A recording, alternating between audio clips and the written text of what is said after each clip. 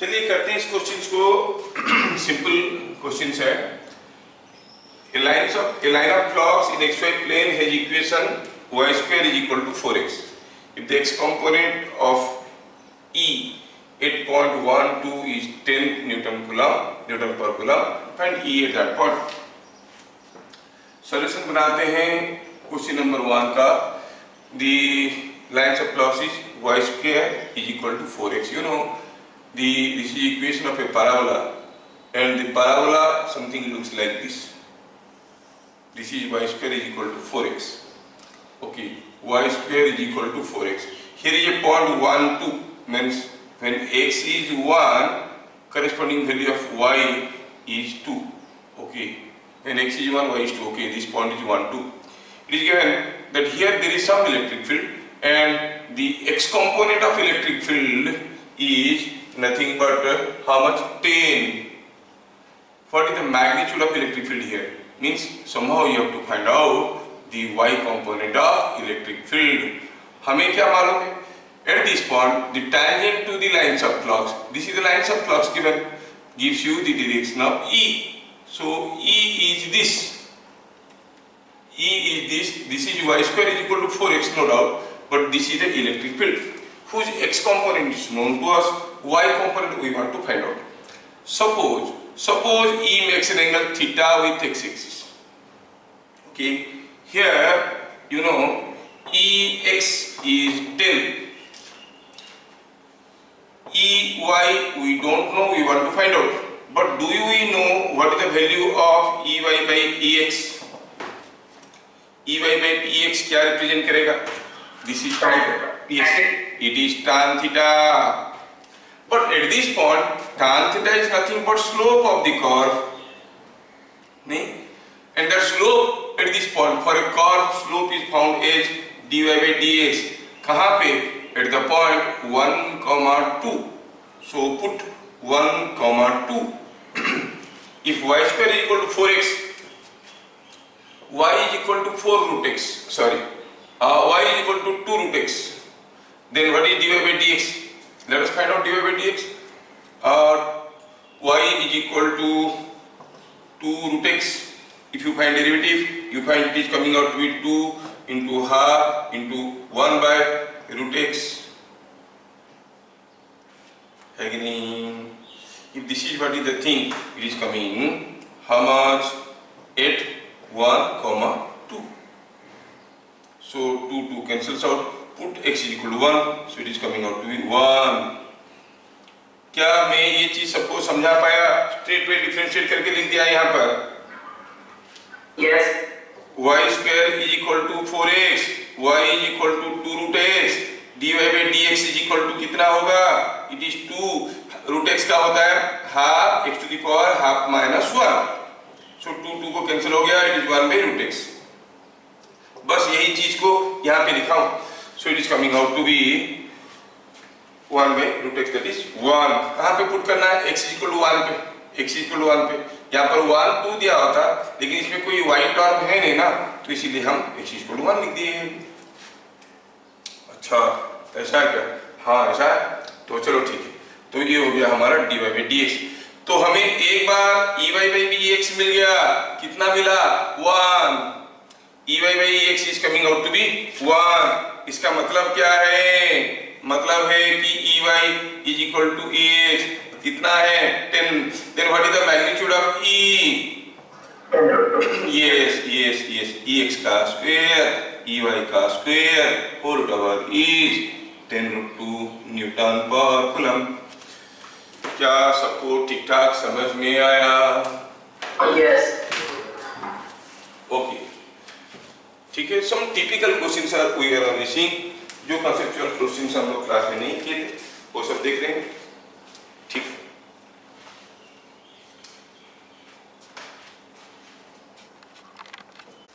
Now let us see the next question. Question number 2 कितना simple है, थोड़ा अगर ध्यान से देखोगे तो समझ में आ जाएगा. क्लियरली दिख रहा है कि ये कोई एक इक्विलेटरल ट्रायंगल है और ये पॉइंट A है, ये B है, ये C है. यहाँ पर Q कूलम चार्ज है. बोला कि यहाँ पर इलेक्ट्रिक फील्ड E0 है, मतलब पॉजिटिव चार्ज के लिए तो इलेक्ट्रिक फील्ड ऐसे होता है। ये हो गया बेसिक क्वेश्चन। पूछा है बी में अगर क्यू कूलम चार्ज रखेंगे तो टोटल इंटेंसिटी क्या होगा। सपोज हम बी में लाके और एक क्यू कूलम रखेंगे तो उसके लिए भी तो इंटेंसिटी E0 ही होगा और दोनों इंटेंसिटी के बीच में एंगल 60 डिग्री होगा। सो E नेट कितना हो जाएगा, you know triangle law, E0 square plus 2E0 cos 60 whole over. कितना सिंपल है। अच्छा, ये था बिट नंबर 1। पूछा है कि अगर हम माइनस क्यू रख देंगे तो यहां पर ऑलरेडी क्यू था, यहां पर माइनस क्यू रख देंगे, इसके लिए E0 था और नेगेटिव चार्ज के लिए जो इंटेंसिटी बनता है वो तो उसके तरफ बनता है। सो E0 now what is this angle 120 degree. तो पहला केस में हुआ था √3 टाइम्स E0, इस केस में फिर से निकाल के देखोगे बस 60 की जगह क्या लेंगे 120। क्या आंसर आएगा, आंसर आएगा same as E0। Yes yes yes, ठीक है। कितना सिंपल क्वेश्चन। सडनली मेरा पेन क्यों फेंट हो गया। अभी अगर हम देखेंगे पहला क्वेश्चन में दिया है कि यहाँ पर एक रिंग है रेडियस a का, उसका एक्सिस में डिस्टेंस r रखा गया है चार्ज q, जो फ्लक्स इसके अंदर से जा रहा है वो φ0 है और दूसरे केस में इधर q है इधर -q है, बराबर डिस्टेंस पे पूछा है जो फ्लक्स जा रहा है वो कितना है। We can make use of here that we can make use of your solid angle concepts or we can make use of the fundamental concepts of electric field intensity। अगर एक क्यू कूलम चार्ज है तो इस solid angle में क्या flux निकल रहा होगा, फाई निकल रहा होगा, वही तो घुस रहा है। यहाँ पर भी वही। अगर ये माइनस क्यू कूलम होता तो फाई फ्लक्स निकलने के बजाय फाई फ्लक्स अंदर आता है। मतलब हम कहेंगे इसमें फाई फ्लक्स इधर ऐसे निकल रहा है, इसमें फाई फ्लक्स ऐसे अंदर जा रहा है, द टोटल फ्लक्स बिकम्स 2 नहीं। लेकिन कभी कभार जो है चीजें ठीक से समझ में नहीं आते हैं। You may wrongly argue with statement because you से जो फ्लक्स यहाँ पर आया वही तो इधर गया, फिर इसके लिए दोबारा कैसे हुआ। नहीं, पहला केस में जो ऐसे आ रहा था वो इधर नहीं जा रहा था, वो इधर ही जा रहा था। तो हम कहेंगे अगर इसके लिए फाइव फ्लक्स अंदर घुस रहे हैं, इसके लिए भी फाइव फ्लक्स इधर आ रहे हैं, तो दोनों ही फ्लक्स इसके अंदर से जा रहे हैं, total flux is 2 but I know that you are not satisfied with this answer. Let us see otherwise. Otherwise explanation will be easier on your part. ये कोई एक रिंग है, यहाँ पर कोई एक चार्ज है और पूछा गया कि what is the flux passing through the ring।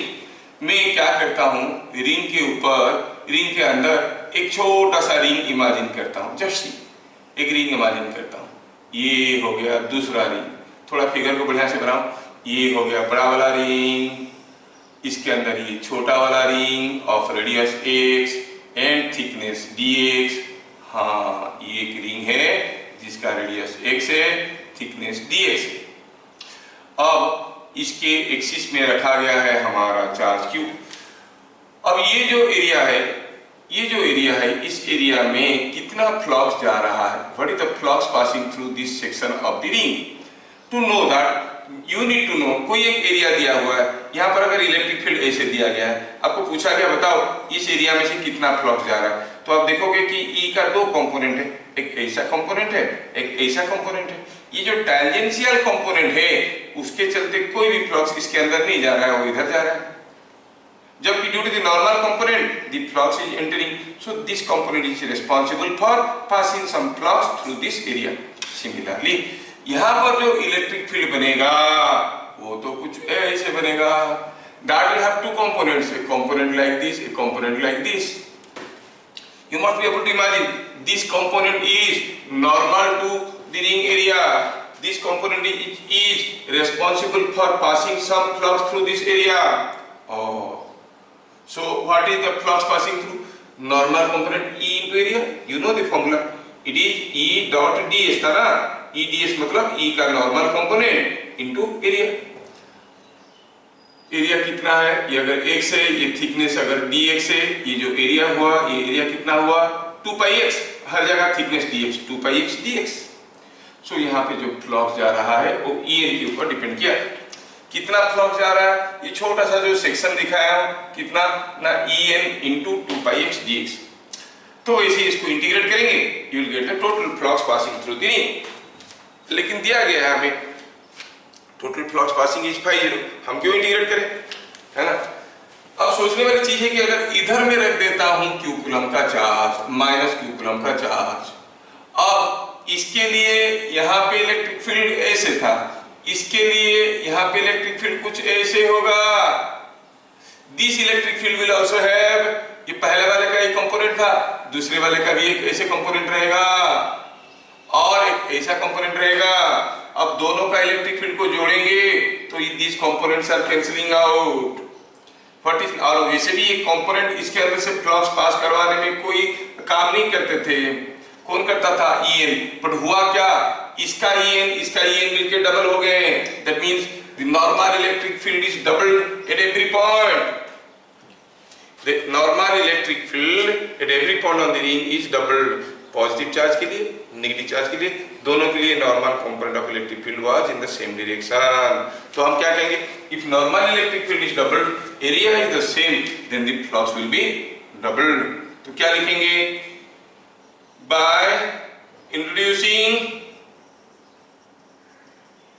minus q as shown, EN normal electric field at every point on ring is doubled. Every point on the ring is doubled. So flux through ring is doubled. That is, it becomes 250। अगर पहले 50 जाता था, अब जाएगा 250। क्या मैं आप लोगों को थोड़ा थोड़ा समझा पाया? Yes, sir. Yes. ठीक। Question number 4।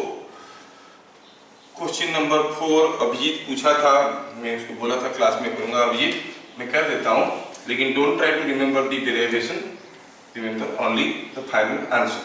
तो क्वेश्चन नंबर 4 यहाँ पर दिया गया था, मैं इसको दोबारा कर लेता हूँ। यहाँ पे क्वेश्चन नंबर 4 में दिया है कि यहाँ पर कोई एक लाइन चार्ज है। अगर ये इनफाइनाइट लाइन चार्ज होता तो हमें निकालना आता था, लेकिन फाइनाइट लाइन चार्ज है। और मान लो कि मैं कैलकुलेशन के लिए आसान होगा, ये L ऐसे ले लेता हूँ, ये दोनों लेंथ को L ले लेता हूँ। ठीक है, L ले लिया और इसका बाइसेक्टर पे कुछ R डिस्टेंस में एक पॉइंट P है और यहाँ पे मुझे इलेक्ट्रिक फील्ड निकालना है। इसमें क्या दिया है, लैम्ब्डा कूलम पर मीटर। ये था question number 4 solution. Electric field निकालना है भैया, तो क्या करेंगे, हमें इलेक्ट्रिक फील्ड निकालना आता है सिर्फ पॉइंट चार्ज के लिए नहीं। I can consider this finite line charge is a combination of number of point charges. चलो यहां से कुछ x डिस्टेंस में मैं एक छोटा सा सेक्शन लेता हूं dx।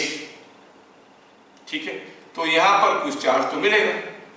तो क्योंकि स्कूल एग्जाम में ये डेरिवेशन नहीं आएगा, मैं बहुत एक्सपांड करके नहीं लिख रहा हूं, तो नहीं लिख रहा है मुझे कि at a distance x let us consider a small segment dx, वो आपको समझ में आ गया। हम कहेंगे चार्ज ऑन सेक्शन dx कितना होगा, लैम्ब्डा कूलम पर मीटर, तो ये हो जाएगा लैम्ब्डा dx। अब ये छोटा सा सेक्शन है, तो हम कहेंगे this can be considered as a point charge. अगर ये पॉइंट चार्ज हो गया तो उसके लिए कुछ एक इलेक्ट्रिक फील्ड तो बनेगा, कॉल इट DE, है ना। तो DE field due to section कितना हो जाएगा, field due to the section हो जाएगा कितना, DE। तो इट इज फॉर्मूला होता है KQ बाई डिस्टेंस का स्क्वायर। यहाँ पर Q के जगह क्या लिखेंगे, lambda dx, K lambda dx by distance का स्क्वायर। ये डिस्टेंस कितना है, ये x है, ये r है, तो तो ये हो गया x square plus r square का रूट आउट उसका स्क्वायर, मतलब it is x square plus r square. ये हो गया छोटा सा इलेक्ट्रिक फील्ड। ये जो इलेक्ट्रिक फील्ड है this will have a component along this direction, A component along this direction. Fine. अगर मैं यहां से ध्यान से देखना, यहाँ पर कुछ इंटरेस्टिंग चीजें हैं। अगर यहां से एक डिस्टेंस में एक dx सेगमेंट लेता हूं तो उसके लिए जो इलेक्ट्रिक फील्ड बनेगा उतना ही बनेगा और इस डायरेक्शन में बनेगा। यू क्लियरली सी, जब हम दोनों की इलेक्ट्रिक फील्ड को कंसीडर करेंगे और जोड़ने की कोशिश करेंगे, which component of these electric fields will cancel out each other, x component or y component? Y component will be cancelled out। dE का एक x component रहेगा ऐसे, dE का एक y component रहेगा ऐसे, नहीं? ये तो what we see, ये dE का भी एक x component रहेगा, ये dE का भी एक x component रहेगा, दोनों का मिला के हो जाएगा 2dx, नहीं? और इसका एक कंपोनेंट रहेगा ऐसे dy, तो y कंपोनेंट्स कैंसिल आउट। इसका मतलब यहाँ पे p पॉइंट पे जो इलेक्ट्रिक फील्ड होने वाला है वो क्या है कि ऐसे हर एक छोटे छोटे चार्ज का इलेक्ट्रिक फील्ड का x कंपोनेंट का समेशन है। तो अब क्या कहोगे, EP is sum of dEx, सारा dEx को जोड़ दो, जितने सारे dEx सबको जोड़ दो। अच्छा, dEx मतलब देखो ये dE है, ये dEx है, ये एंगल थीटा है तो ये एंगल भी थीटा है। dEx मतलब dE cos theta। You know there are infinite number of small elements and summation of infinite number of small elements is called integration, you know, so it comes out to be integration of dEx। थोड़ा integrate करने से पहले लिखेंगे dEx का value क्या है, dE cos theta, dE का cos theta component. अच्छा, ये अगर थीटा है तो cos थीटा हो गया r बाय दिस, वैल्यू डाल देते हैं, इट इज dE का वैल्यू पहले डाल देते हैं, it is k lambda dx by x square plus r square. किसका वैल्यू, dE का। cos थीटा का वैल्यू क्या है, cos थीटा का वैल्यू डाल देंगे, cos theta is b by h, r by root over of x square plus r square का।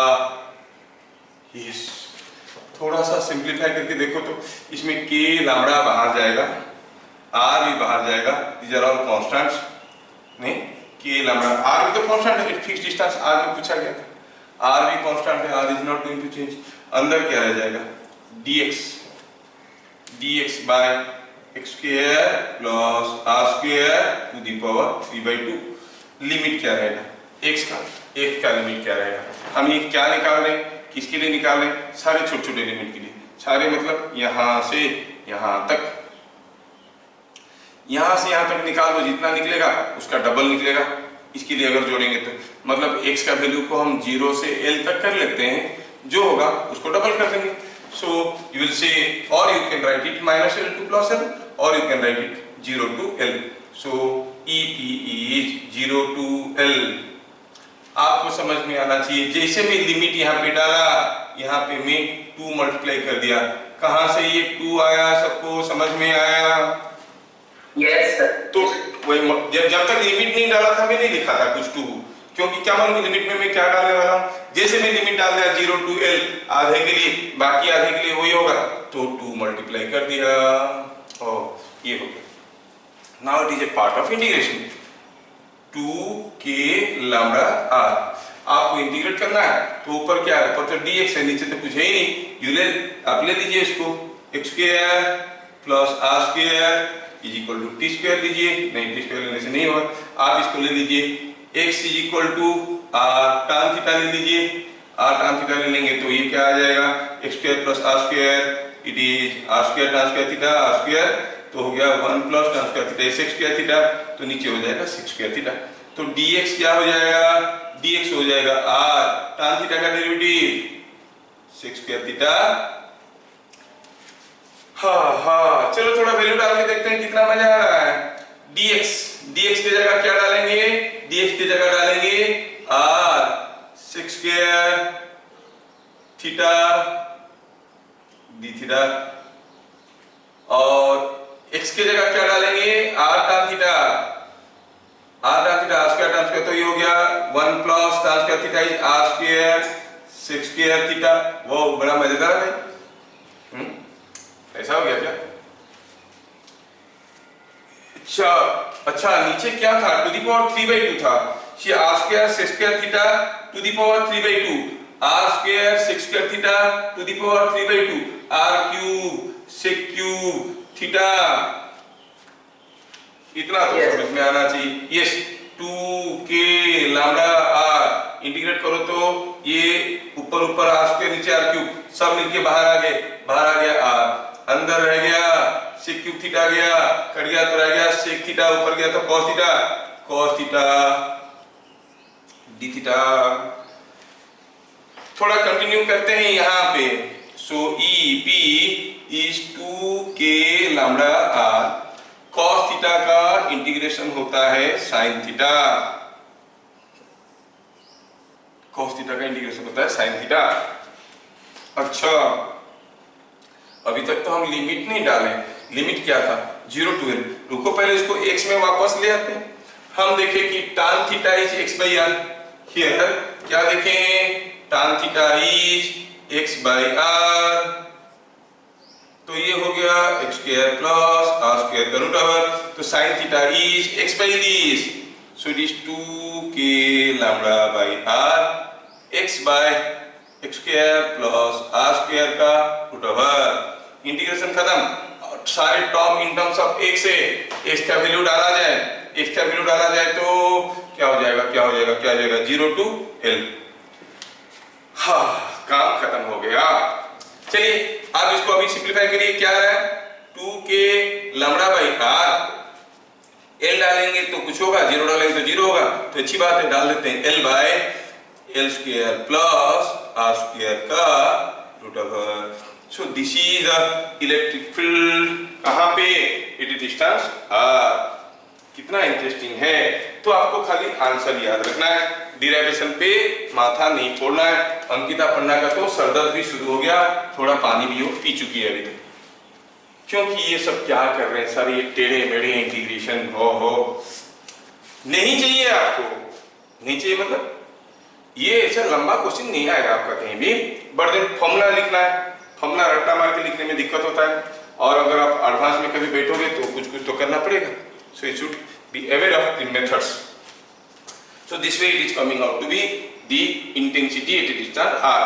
जो अभी हम लोग पढ़े इस आर्टिकल में, इसको चलो समराइज कर लेते हैं और एक सिंपलीफाइड फॉर्म में याद रखते हैं, ठीक है। तो जो हम लोग देखे अभी उसको मैं थोड़ा सा समराइज करने की कोशिश कर रहा हूँ।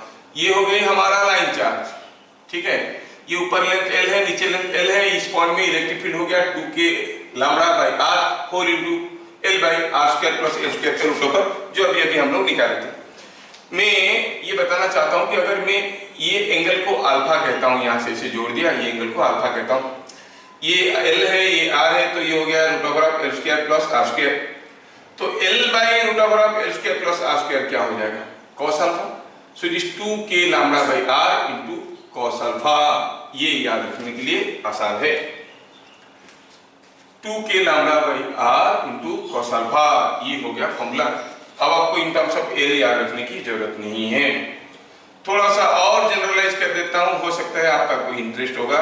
मान लो कि ये पॉइंट बाइसेक्टर पे नहीं है, कहीं पे यहाँ पे है, और सपोज ये एंगल है अल्फा और ये एंगल है बीटा,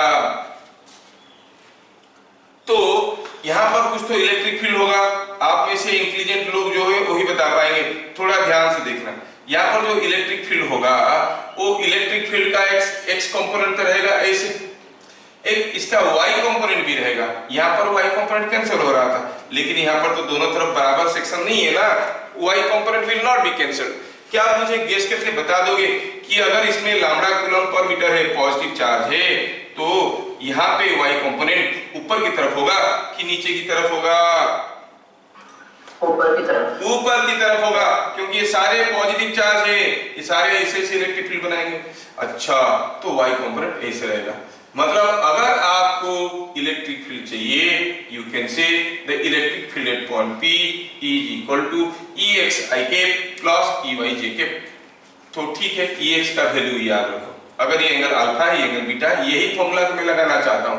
ये फॉर्मूला को और थोड़ा मॉडिफाई करके लिखो तो ये होता है K lambda by R cos alpha plus cos alpha, मतलब इधर का एंगल प्लस इधर का एंगल। सिमिलर यहां पर हो जाएगा K lambda by R cos alpha, इधर कर रहा है beta plus cos beta. Formula याद रखो। और EY क्या होगा? EY हो जाएगा it will equal to EY is equal to K lambda by R, अगर निकालेंगे तो sin alpha plus sin beta. कितना इंटरेस्टिंग है, ठीक है। यहां पर अगर हम sin alpha plus sin beta करेंगे तो अल्फा बीटा बराबर है, तो क्या हो जाएगा? 0 हो जाएगा, तो EY becomes 0। So this is a more generalized formula. If you want, you can remember for your entrances.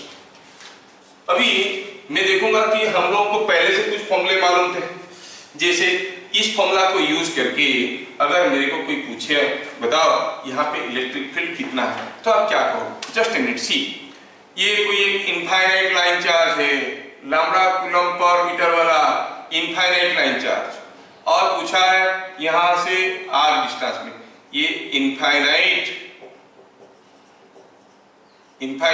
Line charge for an infinite line charge, ठीक है। मतलब ये बहुत लंबा है, हमें P पॉइंट में इलेक्ट्रिक फील्ड पता करना है। EP का कुछ x कंपोनेंट होगा, जोड़ो इसको, ये एंगल अल्फा है, ये एंगल बीटा है, तो ये अगर इनफाइनाइटली लार्ज है, थोड़ा ध्यान से देखो तो ये लाइन चार्ज अगर बहुत ही लंबा है, अल्फा का वैल्यू क्या होगा? बहुत बड़ा होगा कि बहुत छोटा होगा? बहुत छोटा। बीटा भी होगा बहुत छोटा, तो हम कहेंगे alpha is equal to beta is equal to 0। Now what is x component of electric field at point P? You say it is K lambda by R, K lambda by R into cos alpha plus cos beta, दोनों 0 है, cos 0 1, cos 0 1, 1 plus 1 2, so it is 2k lambda by R, और आपको याद होगा k का value 1/4 pi epsilon है, तो ये होता था lambda by 2 pi epsilon R। अरे हाँ रे, ये चीज तो हम लोग पहले से देखे थे using Gauss law. And what is EPY? EPY क्या होगा? अल्फा एंड बीटा दोनों 0 है, EPY will be equal to 0, क्योंकि sin अल्फा 0 है, sin बीटा 0 है। क्या आप लोगों को फॉर्मूला पकड़ में आ गया? Yes sir. अगर पकड़ में आ गया तो बताइए इस केस में क्या हुआ? ये कोई एक सेमी इनफाइनाइट लाइन चार्ज है, इधर इंफिनिटी तक गया है, और आप एक एंड पे हो, you are at one end, you are at this end, चलो इस में you are at this end, यहाँ पे हो, ये इनफाइनाइट लाइन चार्ज है, तो हम कहेंगे for semi infinite line charge हमें पता करना है electric field at point P। यहां से इनफाइनाइट लाइन चार्ज शुरू होता है, सेमी इनफाइनाइट मतलब ऊपर वाला आधा नहीं, आधा है, you are at one end, E at one end, यहाँ पे यू आर इंटरेस्टेड। तो ठीक है, हम क्या करेंगे? इसको इसे जोड़ेंगे, ये एंगल अल्फा है जो कि दिख रहा है 90 है, ये एंगल बीटा है, शायद आपको दिख रहा होगा इनफाइनाइट, तो beta is 0। yes, you can now find out what is EX, EP का, yes, ये कितना हो जाएगा? It is lambda by K lambda by R cos 90 plus cos 0 K lambda by R, that is lambda by 4 pi epsilon R। हाँ, होना तो चाहिए था, क्योंकि इसके लिए जितना होगा इसके लिए उतना होगा, दोनों के लिए मिलके होता था, ये आधे के लिए इसका आधा, lambda by 4 pi epsilon R। So it is lambda by 4 pi epsilon R। EPY वहां पर ईपीवाई 0 होता था क्योंकि ये सिमेट्रिकली था, but now E P Y is not 0। You have to make use of the formula. क्या करेंगे? फॉर्मूला हो गया वही K lambda by R sine 90 plus sine 0। अरे बढ़िया तो है। यहाँ पर हम देख रहे हैं कि दोनों कंपोनेंट बराबर है। यू सी एक्स कंपोनेंट जितना हो रहा है वाई कंपोनेंट भी तो इतना ही हो रहा है, lambda by 4 pi epsilon r. हमें ईपीएक्स मिल गया, ईपीवाई मिल गया, ये मिल गया, ये मिल गया, दिल खिल गया। ईपी हमें मिल गया, कितना होगा? इसका स्क्वायर रूट ओवर ये ईपीवाई था, ये ईपीएक्स था, तो ईपी कितना है? Root 2 times lambda by 4 pi epsilon r. समझ में आ रहा है क्या? Yes. Yes yes yes yes. EP EP कितना हो जाएगा? पता चल गया। 10 EP is going to B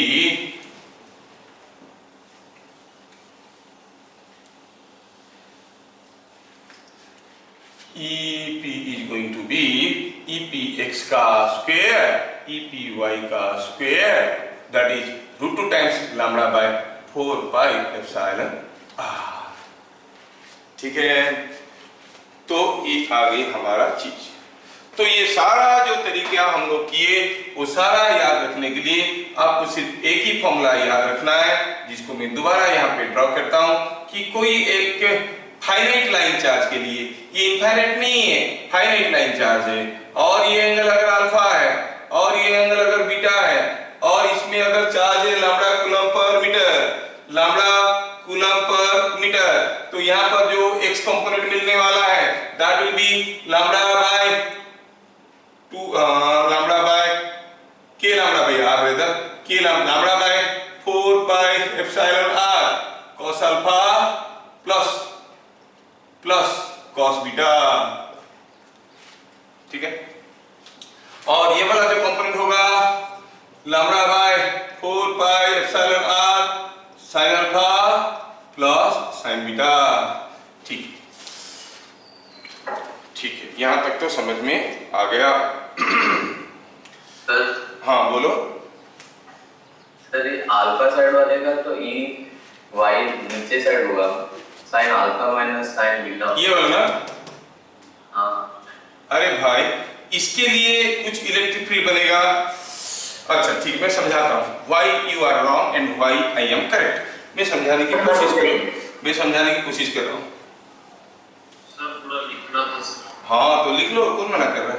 take time. सुनाओ, उतारना नहीं है। You are in JEE group, समझ गए तो लिखो। उतारना क्या है? नर्सरी के बच्चे हो क्या? पहले दिमाग पे उतारो, कॉपी पे तो बाद में उतर जाएगा। Don't bypass your brain. उतारो किसने कहा? ये कोई एक अगर लाइन चार्ज है, हमें यहाँ पर इलेक्ट्रिक फील्ड पूछा गया है, तो इसके लिए कुछ इलेक्ट्रिक फील्ड ऐसे बनेगा, इसके लिए कुछ ऐसे बनेगा। There x component will be added, y component will be cancelled out. तो इतने पार्ट का वाई कंपोनेंट को इतने पार्ट का वाई कंपोनेंट कैंसिल कर देंगे। इसके नीचे जो चार्ज रहेगा उसके लिए जो वाई कंपोनेंट बनेगा उसको कौन कैंसिल करेगा? है कोई कैंसिल करने वाला? नहीं। तो ये जो पार्ट है उसका इलेक्ट्रिक फील्ड बरकरार रह जाएगा। तो there will be some net electric field in this direction as well as in this direction due to this part. क्या समझ में आया? Yes. तो ये हो गई हमारा electric field due to a line charge. अभी और कुछ चीजें हम लोग देखेंगे जस्ट टू चेक आपको समझ में आया कि नहीं आया। क्या? Find E at center of the charged wire frame shown। ये कोई एक वायर फ्रेम है, स्क्वायर साइज का है, साइड लेंथ इसका L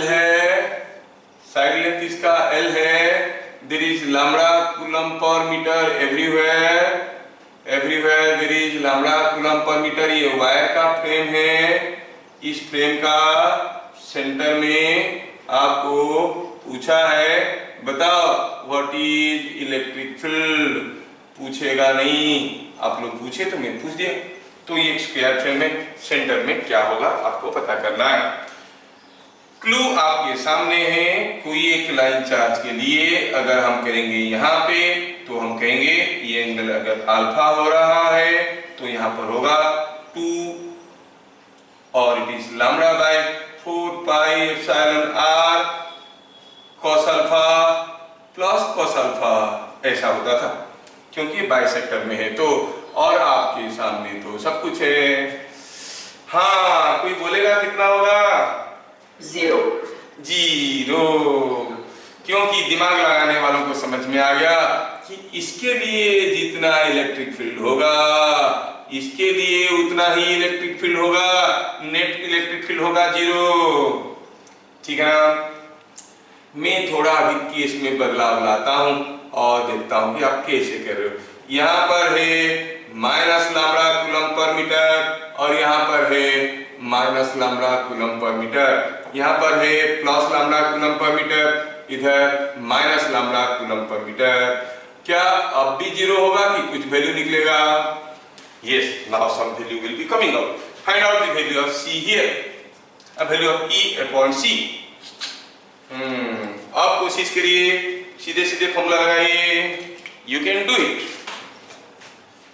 You can do it.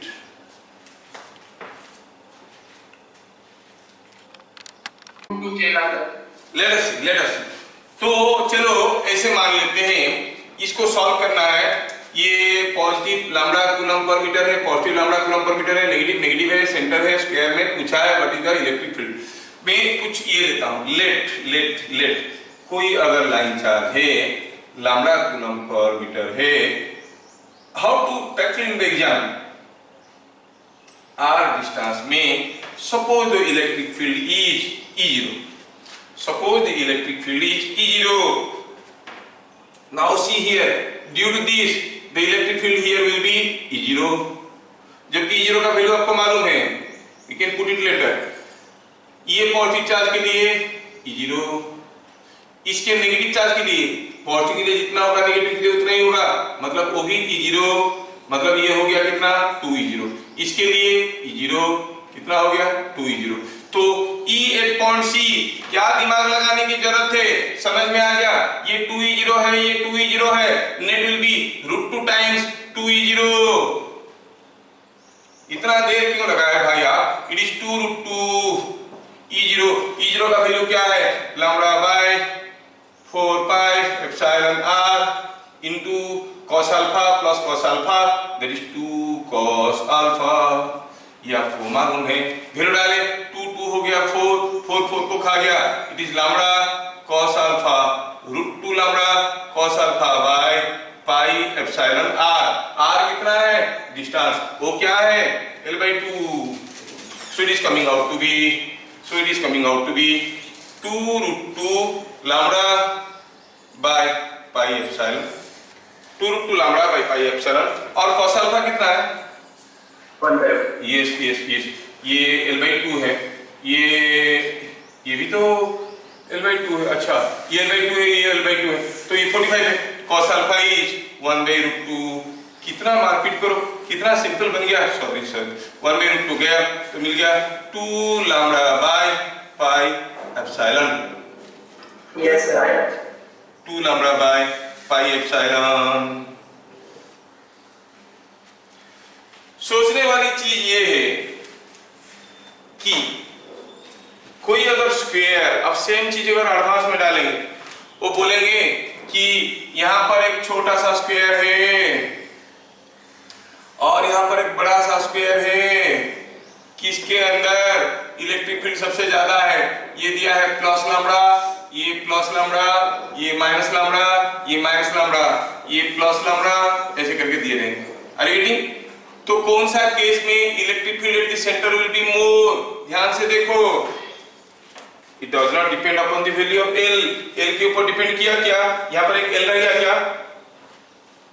इधर है L, हियर हाँ इलेक्ट्रिक छूट गया है, इलेक्ट्रिक छूट गया ना, cos अल्फा की वैल्यू डाल दिए 2√2 लैम्ब्डा पाई एप्सिलॉन एल यहाँ छूट गया। हाँ तो आप क्या करोगे, it will be directly proportional to the inversely proportional to the side length. L length का होगा, जितना होगा 2 एल लेंथ का होगा उसका आधा हो जाएगा ई, यहाँ पर पाई एप्सिलॉन एल आया है। Is it understood? Yes sir. तो इनको स्टैंडर्ड फॉर्मूला यूज नहीं करेंगे हम लोग, लेकिन जब आप लोग कभी कभार कोई क्वेश्चन लाके पूछते हो, कभी कभार ऐसे क्वेश्चन पूछ लेते हो, तो बेसिक को पहले करना पड़ता है। कोई एक क्वेश्चन के सॉल्यूशन को अगर हम फॉर्मूला के तौर पे यूज करके दूसरा क्वेश्चन बना देते हैं, that becomes a very difficult question to solve. ठीक है, इसलिए उस किस्म की क्वेश्चन देके कुछ लोग आपको मिसलीड कर रहे हैं। जैसे लास्ट क्लास भी आप लोग कुछ क्वेश्चन पूछ रहे थे, एक क्वेश्चन का आंसर को लेके दूसरा क्वेश्चन खड़ा कर दी, है ना, तो that becomes a difficult question. और सॉल्यूशन बनाते वक्त बच्चों को लगता है हाँ बढ़िया है, but remember these are not standard formula, आप इसको स्टैंडर्ड फॉर्मूला की तरह यूज नहीं कर सकते हो। ठीक है, तो हमें इतनी सारी चीज समझ में आ गया। क्वेश्चन है, if the field intensity at origin in figure 1 is E0, find field intensity, find field intensity in each of following cases। सारे केस में चाहिए। फिगर 1 में क्या दिया, फिगर 1 में छोटा सा फिगर दिया ऐसा, लैम्ब्डा कूलम पर मीटर, ये पॉजिटिव चार्ज का छोटा सा सेक्शन है। पूछा दिया है कि यहाँ पे इलेक्ट्रिक फील्ड है E0, किसके लिए, इसके लिए। तो बाकी सारा केस के लिए आपको इलेक्ट्रिक फील्ड बताना है। तो केस दिया हूं ऐसे, और इसका रेडियस r था। हाँ, ये सेमी सर्कुलर है, रेडियस r है। इस केस में भी रेडियस r ही दिया गया है, यहां पे पूछा गया है। ठीक है, तो field density at C in each of following cases। C कौन, ये दिया है लैम्ब्डा, पॉजिटिव चार्ज रखा हुआ है हर जगह, इसके ऊपर चार्ज पड़े हुए हैं, और आपको पूछा गया है बताओ what is field intensity at point C, lambda coulomb per metre दिया है। ये हो गया पहला केस। दूसरा केस,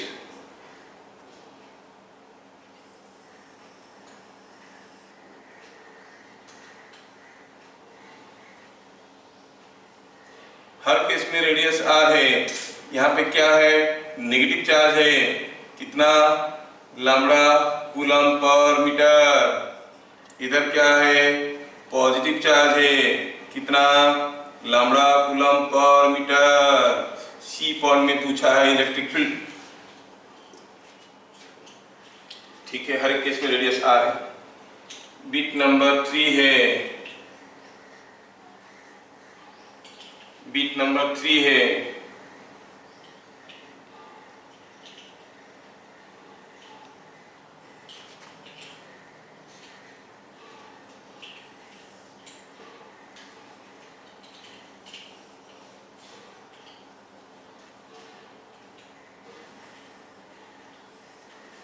तो इसमें क्या रखा है, हमें सिर्फ मैग्नीट्यूड पूछा है, देखो डायरेक्शन नहीं पूछा है, हमें सिर्फ मैग्नीट्यूड पूछा है। तो ये है लैम्ब्डा कूलम पर मीटर, और ये नेगेटिव चार्ज है। क्या दिया है इसमें, इसमें दिया है minus lambda coulomb per metre, radius r है। ठीक है, बिट नंबर 4, बिट नंबर 4। ठीक है,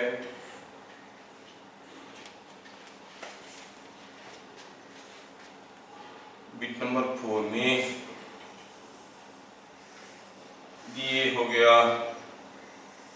दी चार्ज वायर, ये हो गया प्लस लैम्बडा, ये माइनस लैम्बडा, ये प्लस लैम्बडा, ये plus lambda, and you are asked to calculate what is the effective, ये सब लाइन चार्जेस है। Effective field at point C में पूछा, ये पॉजिटिव है, क्लियरली दिख रहा है, ये नेगेटिव है, ये पॉजिटिव है, तो ये हर एक केस में आपको बताना है what is electric field at point C, magnitude only you have to tell in each of these cases. Bit number 2 ये था, ये बिट नंबर 3 था, ठीक है। सारे केसेस में आपको पता करना है what is the magnitude of electric field at point C. क्या आप लोग इसको ट्राई करके बता सकते हो? ट्राई करो। Yes. तो अगर हम कहेंगे laughter is best medicine, so we must take it as a medicine. दिन भर एंटरटेनमेंट की कोई जरूरत नहीं, थोड़ा सा कर लिए रिलैक्स हो गया। और you must have, I think now this is corona time and if people are staying at home, you must be feeling monotonous to read throughout the day. तो कोई एक फ्री टाइम निकाल के थोड़ा सा कॉमेडी शो कुछ देख के या ऐसा कुछ देख के जहां पर आप खुल के हंस सकते हो, खुल के हंस सकोगे तो ब्रेन का जो स्ट्रेस है वो तुरंत जीरो हो जाएगा।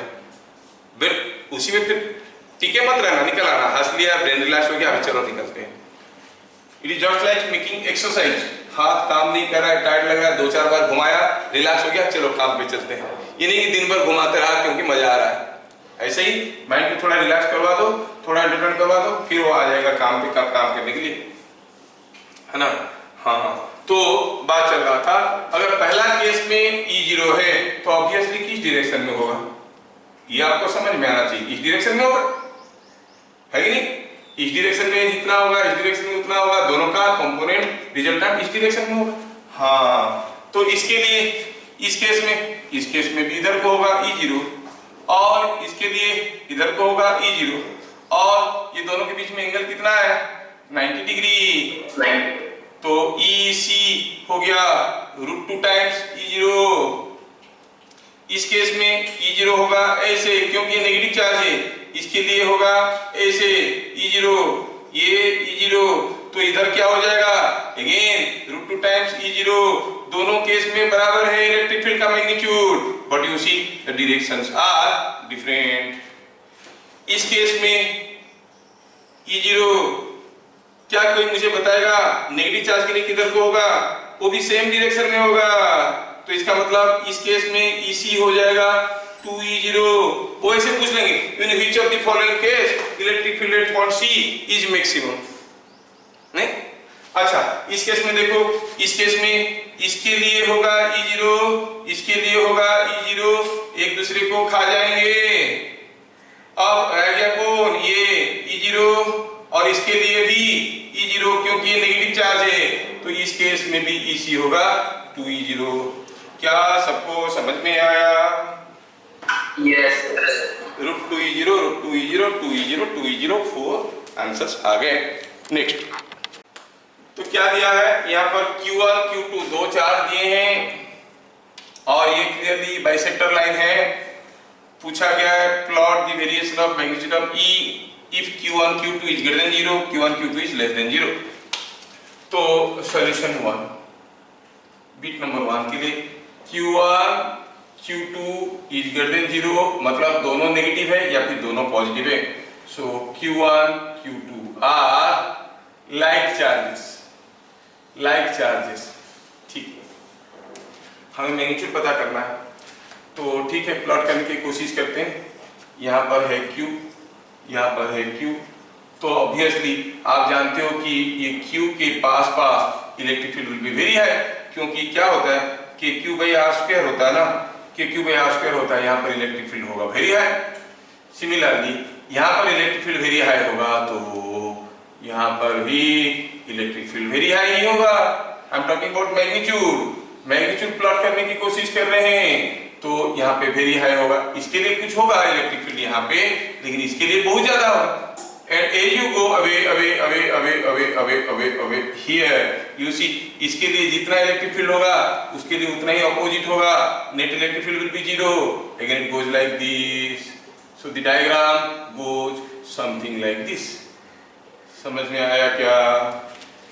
Yes sir. हाँ, अगर हमें E के जगह पूछा गया होता, मैग्नीट्यूड ऑफ E के जगह पूछा गया होता डायरेक्शन, अगर वेक्टर E प्लॉट करो तो इधर यहाँ पे इलेक्ट्रिक फील्ड होगा इस डायरेक्शन में, क्योंकि इस चार्ज के लिए इलेक्ट्रिक फील्ड ज्यादा होगा, और यहाँ पे इस चार्ज के लिए इलेक्ट्रिक फील्ड इधर को होगा क्योंकि इसके लिए ज्यादा होगा, इसके लिए कम होगा, मतलब यहाँ पे होगा पॉजिटिव, यहाँ होगा नेगेटिव। तो ये हो गया वेरिएशन ऑफ प्लस E का, मैग्नीट्यूड ऑफ E का। और अगर मैं इसको ऐसे कर देता हूं तो ये बन जाएगा वेक्टर E का वेरिएशन, इधर इधर को है, इधर इधर को, इधर नेगेटिव है, इधर पॉजिटिव है। क्या मैं समझा पाया? मैं दोबारा फिगर ड्रॉ कर देता हूं, ये ग्राफ कुछ ऐसे हो जाएगा। कब? when we are plotting vector E, when we are plotting magnitude of E, the diagram was like this. ठीक है,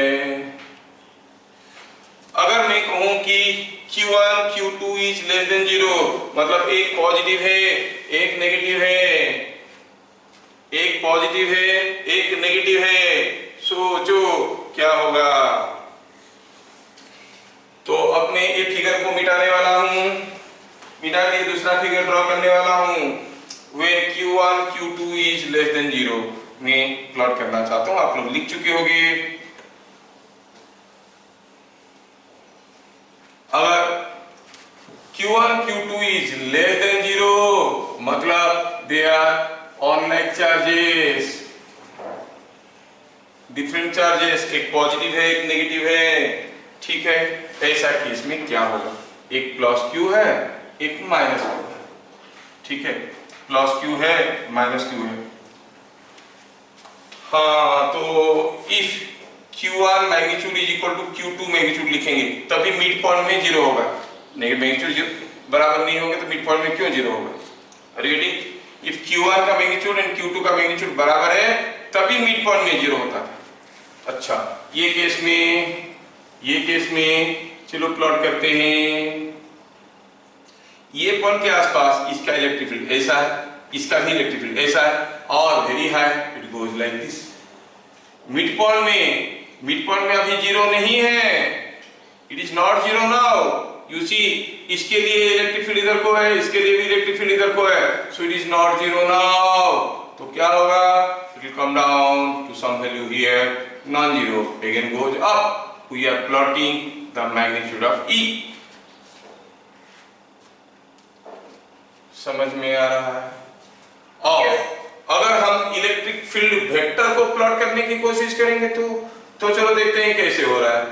वेक्टर इलेक्ट्रिक फील्ड को प्लॉट करेंगे तो हम कहेंगे कि इस केस में ये तो होगा ही ऐसे, क्योंकि यहाँ पर इस डायरेक्शन में, यहाँ पर भी इस डायरेक्शन में, तो you see it goes like this but not 0।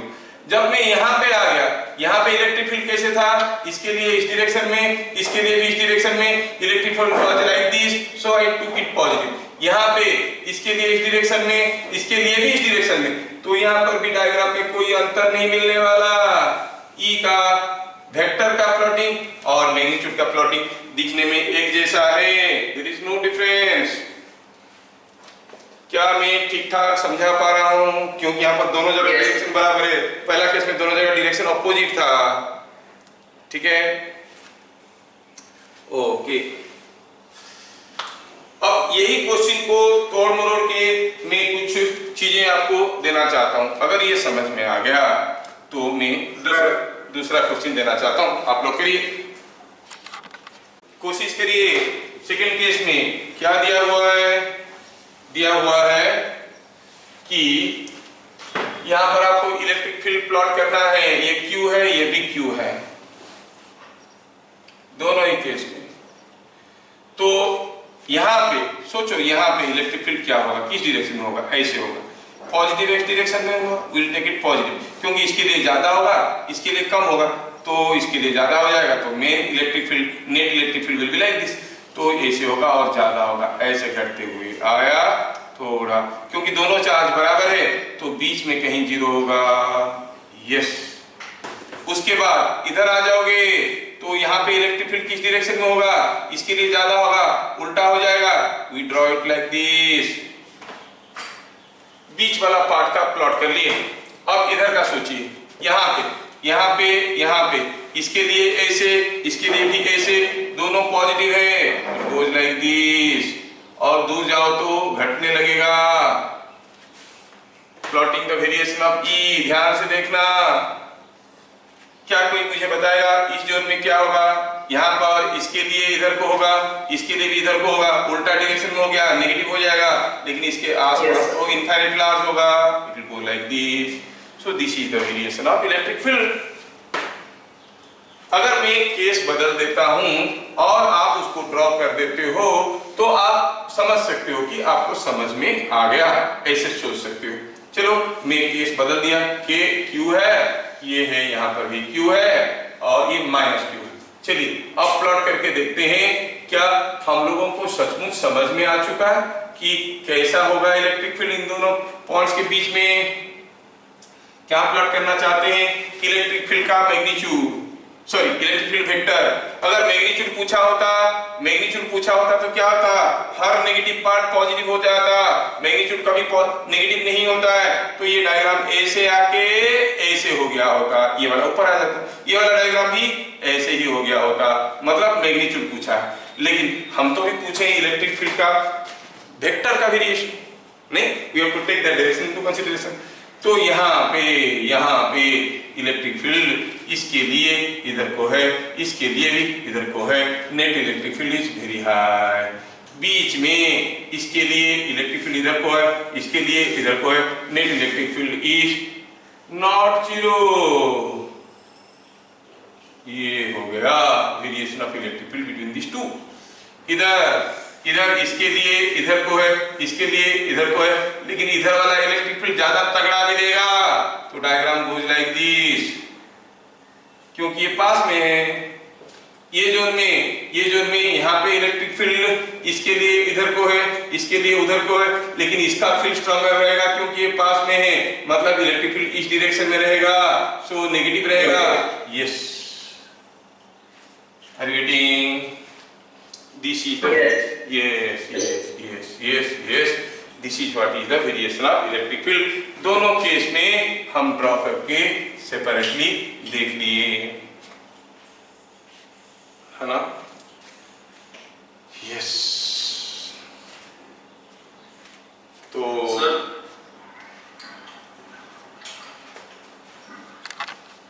चलिए मैं कहता हूं,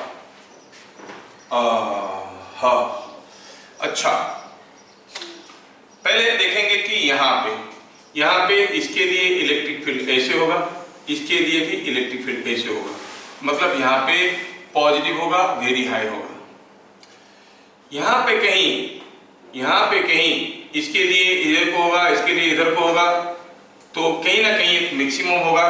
वो मैक्सिमम वैल्यू क्या होगा, मतलब जो मिनिमम होगा वो कहाँ पे होगा बताओ आप? 2q के पास होगा कि -q के पास होगा कि दोनों के बीचों बीच होगा? -q के पास। नहीं, देखो यहाँ पर इलेक्ट्रिक फील्ड ऐसा है, यहाँ पर इलेक्ट्रिक फील्ड ऐसा है, यहाँ पर इलेक्ट्रिक फील्ड ऐसा है, हर जगह इलेक्ट्रिक फील्ड ऐसा है, यहाँ से यहाँ तक हर जगह electric field is in same direction, हर जगह इलेक्ट्रिक फील्ड सेम डायरेक्शन में है। एक पर्टिकुलर डिस्टेंस के बाद आप देखोगे कि ये इलेक्ट्रिक फील्ड फिर से घट गया, फिर बढ़ के मैक्सिमम हो गया, बढ़ गया, फिर घट गया, फिर से बढ़ गया। सोचो, उल्टा सोचते, अगर ये 2q होता, ये +q होता, तो 0 +q के आसपास होता, तो -q है तो यहाँ पर ही कहीं मिनिमम होगा, मतलब it will go like this. आप लोग -q बोले क्या? सॉरी मैं सुन नहीं पाया फिर तो। yes, हाँ तब तो करेक्ट। हाँ, पहला सोच में आप लोग पास हो गए, the diagram will go like this. पहला सोच में आप लोग पास हो गए, वो very good, you have done it. Now next सोच, इधर देखेंगे तो 2q के लिए इधर को होगा, -q के लिए इधर को होगा, लेकिन इसके लिए ज्यादा स्ट्रॉन्गर फील्ड होगा, तो electric field will in this direction, तो ये हरदम ऐसे ही रहेगा। चलो, 2 पार्ट में आप लोग तो पक्का पास कर गए होंगे, है कि नहीं? अब पक्का कुछ गड़बड़ हुआ होगा, कौन से पार्ट में? तीसरे पार्ट में। तीसरे पार्ट में आपको दिमाग लगाना है। यहाँ पे पास में लेंगे तो -2 के लिए वेरी स्ट्रांग होगा, और इस डायरेक्शन में होगा नेगेटिव होगा, ठीक है? और ऐसे जाते जाते जाते जाते आपको मालूम है यहाँ पर you will get A suitable point, जहां पर -q का इलेक्ट्रिक फील्ड 2q का इलेक्ट्रिक फील्ड एक दूसरे को कैंसिल कर जाएंगे। Here will be electric field will B 0।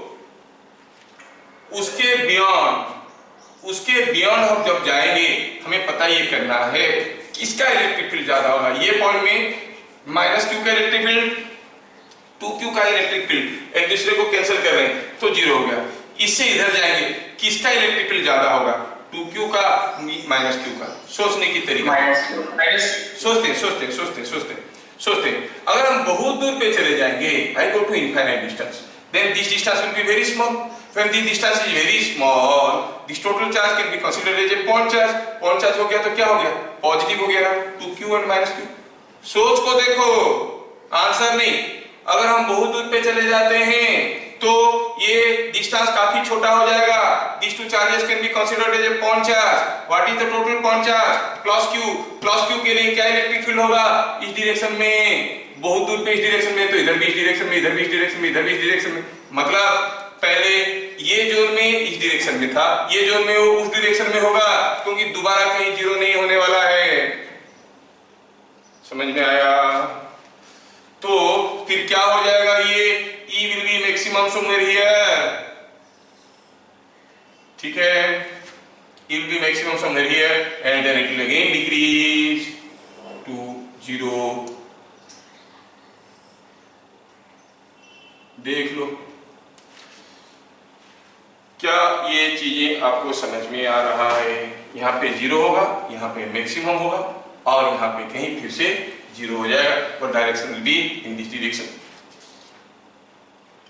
Yes sir, यहाँ पर 0 होगा, सही है। इनफाइनाइट में इधर को होगा, सही है। यहाँ पर 0 है, इनफाइनाइट पे भी 0 है, बीच में 0 नहीं है, मतलब बीच में पक्का बढ़ा होगा फिर घटा होगा, क्योंकि घटा होगा फिर बढ़ा होगा होता तो फिर से अगर हम पॉजिटिव करेंगे तो ये इसको क्रॉस करेगा, दोबारा कहीं 0 होने वाला जगह तो है नहीं, इसका मतलब ऊपर से ही जाएगा। This is from analysis. Are you getting? Yes. आप कहोगे सर इंफिनिट में ऐसा है, हो सकता है कि यहाँ पर आया, उसके बाद ऐसे आया, फिर ऐसे गया, फिर ऐसे गया, तो यहाँ पर कहीं 0 होगा फिर से ना, फिर से कहाँ 0 हो सकता है? नोवेयर, है कि नहीं? तो हम कहेंगे यही एक पॉसिबिलिटी है। तो that means the variation is going to be like this. क्या किसी को बुक मिलेगा मेरे तरफ से? नहीं मिलेगा। बस ये मेरा बुक, बहुत बढ़िया है। तो आपको समझ में आ गया सोचते कैसे? दूर से लेके डायरेक्शन को देख लेते हैं, दूर से लेके when you look at a far away from a far away point, these two can be considered as a point charge। मैं आपको पूछूंगा कि अगर यहाँ पे कोई एक रिंग है जिसमें lambda coulomb per metre charge है, इसका रेडियस है r, एक्सिस में at a distance of 1000 r, what is the electric field? क्या कोई मुझे बता सकता है सीधे सीधे? Now this distance is very large as compared to r, है कि नहीं? तो in that case you can consider this to be a point charge. कितना? 2 पाई r इनटू लैम्डा। तो ये हो गया q। q के लिए 1000 r डिस्टेंस में तो इलेक्ट्रिक फील्ड क्या हो जाएगा? E equal to kq by 1000 r का square. Are you getting? Yes sir। तो आप क्या देखोगे? Q के जगह क्या आएगा? लैम्डा इनटू 2 पाई r। Q के जगह डालेंगे तो लैम्डा इनटू 2 पाई r, ऊपर एक r, नीचे एक r स्क्वायर, कैंसिल हो जाएगा, मिलेगा E is inversely proportional to r। बस उतना ही वो लोग पूछ लेंगे। Due to a ring of radius r at a distance 1000 r, electric field is proportional to 1 by r, proportional to 1 by r square, proportional to r, proportional to r square। सोचो कितना दिमाग लग गया। Because you are at infinite distance, you can consider this to be a point charge। समझ में आया क्या? Yes sir। yes। तो ये बात हो गया। तो सारी चीजों को नोट करिए, कुछ को भी किसी को भी मत छोड़िए। आज हम लोग इंटेंसिटी के बारे में इतने सारे वैरायटी के क्वेश्चन देखे, फिर हम लोग करेंगे अगले क्लास। बहुत सारा नए नए कंसेप्ट मिला। मेरा कोशिश ये रहता है जी क्लासेस में कि हर न्यूमेरिकल में आपको एक नया कंसेप्ट आपके सामने प्रेजेंट करूं, एक नया अप्रोच प्रेजेंट करूं, ठीक है, in addition to the traditional theory and concepts, numerical solving approaches. तो मैं आपको आज बहुत सारा छोटे छोटे टेक्निक बताया। Similarly will see many things yet are to be done. मुझे तो मेरे हिसाब से और 2 या 3 क्लास लगेंगे जेई का सारा वेराइटी को न्यूमेरिकल को कवर करने के लिए, ठीक है। फिर मिलेंगे अगले क्लास, तब तक के लिए जय हिंद। जय हिंद।